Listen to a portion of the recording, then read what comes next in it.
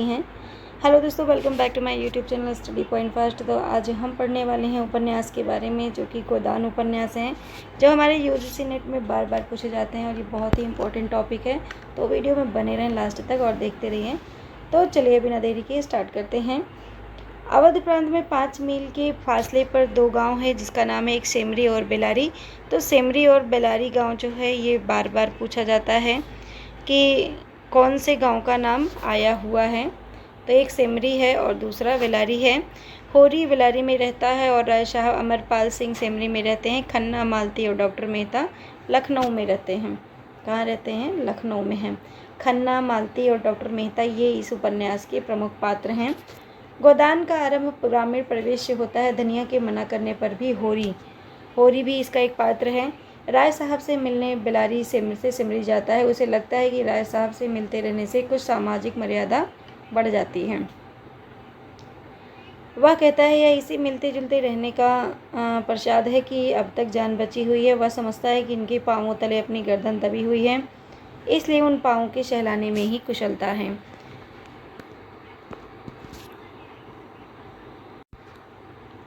रास्ते में उस पड़ोस के गांव का ग्वाला भोला मिलता है। उसकी गांव को देख करके होरी के मन में एक गाय रखने की लालसा उत्पन्न होती है। वह विदुर भोला के मन में फिर से सगाई करा देने का लालच देता है। भोला उसे 80 रुपये की गाय उधार पर ले जाने का आग्रह करता है और अपने पास भूसे की कमी बात करता है। होरी अभाव में पड़े आदमी से गाय ले लेने को उचित न मानकर फिर से लूँगा कहकर गाय लेने से मना कर देता है, पर भूसा देने का वादा कर सेमरी में पहुँच जाता है। राय साहब अपनी असुविधाओं को बताकर चाहते हैं कि टैक्स की वसूली में होरी उनकी सहायता करें।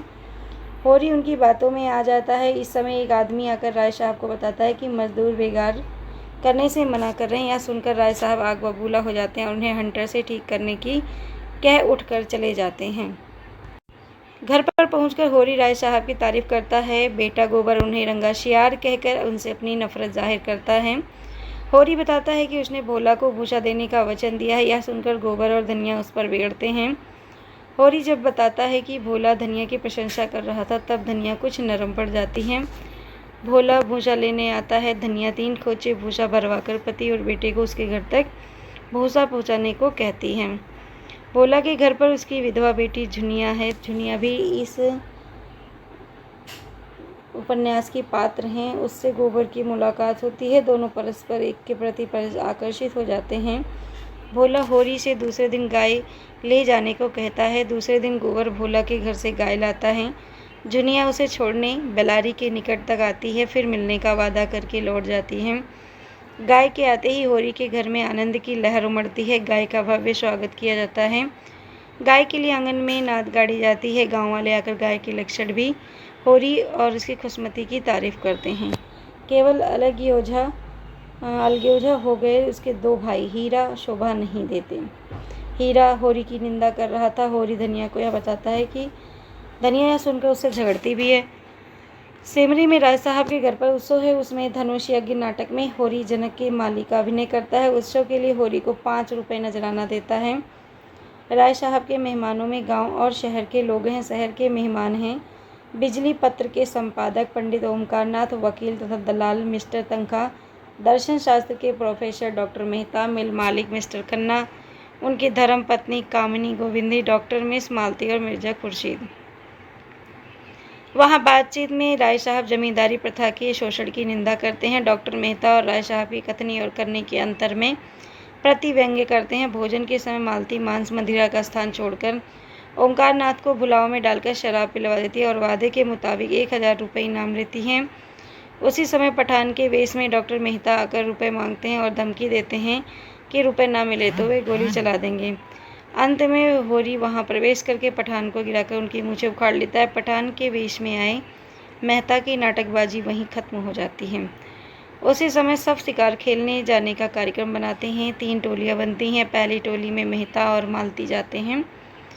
मालती मेहता के प्रति आकर्षित है, पर मेहता को इस ओर से कोई आकर्षण नहीं है। मेहता को शिकार की चिड़िया पानी से लाकर एक जंगली लड़की देती है और दोनों को अपने घर तक ले जाकर मधुर व्यवहार से खुश कर देती है। इससे मालती ईर्ष्या करती है तो वह मेहता की नज़र में गिर जाती है। दूसरी टोली की राय साहब और खन्ना के बीच मिल के शेयर के बारे में बातचीत होती है। राय साहब शेयर खरीदने की बात टाल देते हैं। तीसरी टोली में तनख्वाह और मिर्ज़ा हैं।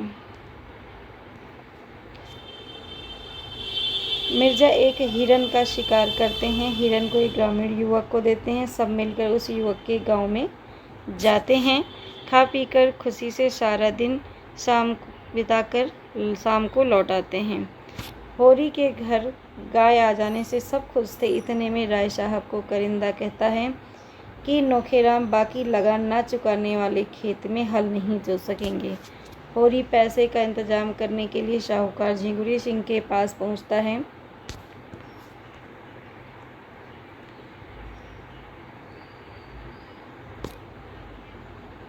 इतने में होरी पैसे का इंतजाम करने के लिए साहूकार झिंगुरी सिंह के पास पहुंचता है। झिंगुरी सिंह की आंख गाय पर थी। उसने गाय ले लेने का चक्कर चलाया और कर्ज ना लेकर लाचार होकर गाय बेचकर लगान चुकाने के लिए वह राजी हो जाता है और धनिया को भी राजी कर लेता है। रात को घर के भीतर उमस होने के कारण वह गाय को बाहर लाकर बांधता है और बीमार शोभा को देखकर लौटते समय वो हीरा को देखकर ठिठक जाता है। उसी रात को विष दिए जाने से गाय मर जाती है। उसी रात गाय को क्या देते हैं?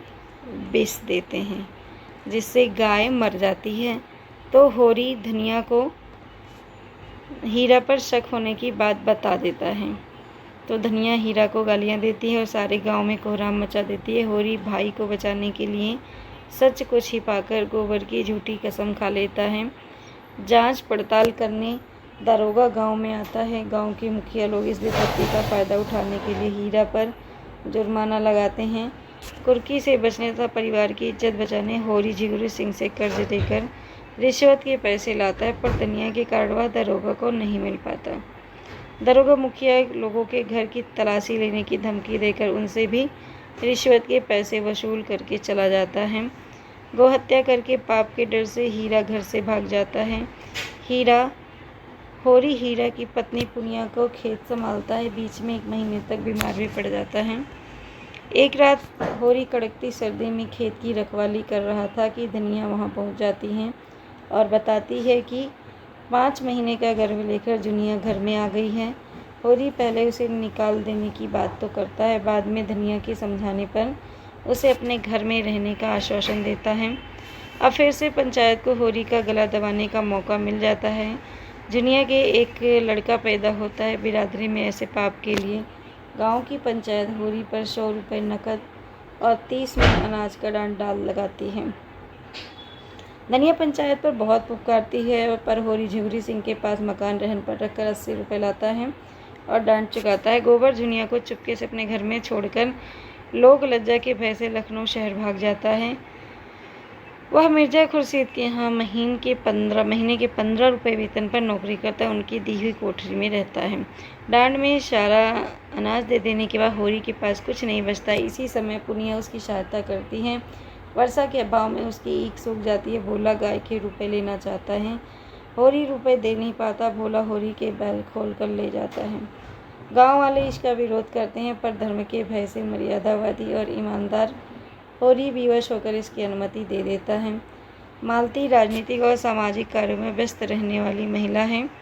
उसके प्रयत्न से मेहता वीमेंस लीग में भाषण देने के दौरान महिलाओं को समान अधिकार की मांग छोड़कर त्याग, दया, क्षमा अपनाने का सुझाव देते हैं, जो गृहस्थ जीवन के लिए बहुत ही ज़रूरी है। इसके बाद जो है मालती और मेहता होते हैं से सहमत होती हैं। वह मेहता को अपने घर पर खाने पर बुलाती है। उसी समय मेहता आरोप लगाते हैं कि उसी के कारण मिस्टर खन्ना मिसेस खन्ना से अच्छा बर्ताव नहीं करते हैं।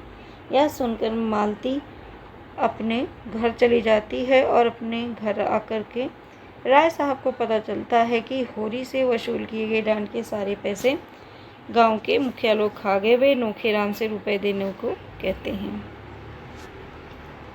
इसके बाद बिजली के संपादक ओंकार नाथ को सूचना दे देते हैं कि वे अपनी पत्रिका में ऐसी सनसनीखेज खबर छापने जा रहे हैं। राय साहब 100 ग्राहकों का चंदा रिश्वत के रूप में भरकर किसी तरह इसे छापने से रोक लेते हैं। जब गांव में बुआई शुरू हो जाती है तब होरी के पास बैल नहीं है। होरी की लाचारी का फ़ायदा उठाकर दाता दीन होरी से साझे में बुआई करने का प्रस्ताव देकर होरी को मजदूर के स्तर तक ले जाता है। उधर दाता दीन का बेटा माता दीन जुनिया को प्रेम पास में फंसाने के लिए प्रयास करता है, लेकिन बीच में सोना पहुंच जाने से मामला गड़बड़ होने से बच जाता है। होरी ईख बेचने चला जाता है तो मिल मालिक से मिलकर महाजन सारा रुपया कर्ज के लिए वसूल कर लेते हैं। मिस्टर खन्ना और उसकी पत्नी गोविंदी के स्वभाव में आकाश पाताल का अंतर है। गोविंदी सादा जीवन पसंद करती है तो मिस्टर खन्ना विलासमय जीवन। एक बार पति पत्नी में बेटे के इलाज के लिए भिन्न भिन्न डॉक्टरों को बुलाने के मतांतर मेहता से होती है। मेहता उसकी प्रशंसा करके उसे समझा बुझाकर घर लौटा लाते हैं। होरी दाता दिन की मजूरी करने लगता है और होरी जो है दाता दिन की मजूरी करने लगता है। वो काटते समय कड़ी मेहनत करने का वह बेहोश हो जाता है। उधर गोबर अब नौकरी छोड़कर खोंचे लगाने के काम में लग जाता है। उसके पास 2 पैसे हो जाते हैं। वह एक दिन गांव में पहुंचता है और वह सभी के लिए सामान लाता है। गांव में गोबर महाजनों की बड़ी बेइज्जती करता है। होली के अवसर पर गांव के मुखिया लोगों की नकल करके अभिनय किया जाता है।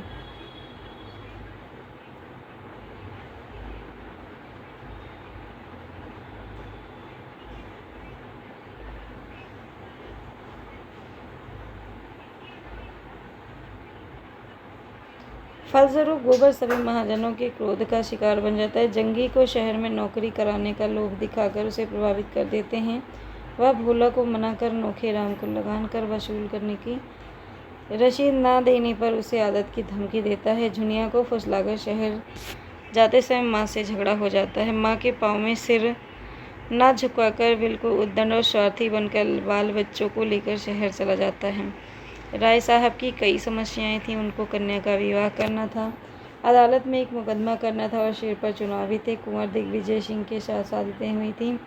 राजा साहब के साथ चुनाव लड़ना था। पैसों की कमी थी, इसलिए वे तनख्वाह के पास उधार मांगने के लिए जाते हैं। वे मना करते हैं तो खन्ना के पास जाते हैं। खन्ना पहले आनाकानी करने के बाद कमीशन लेकर पैसों का इंतजाम कर सकने की बात करता है।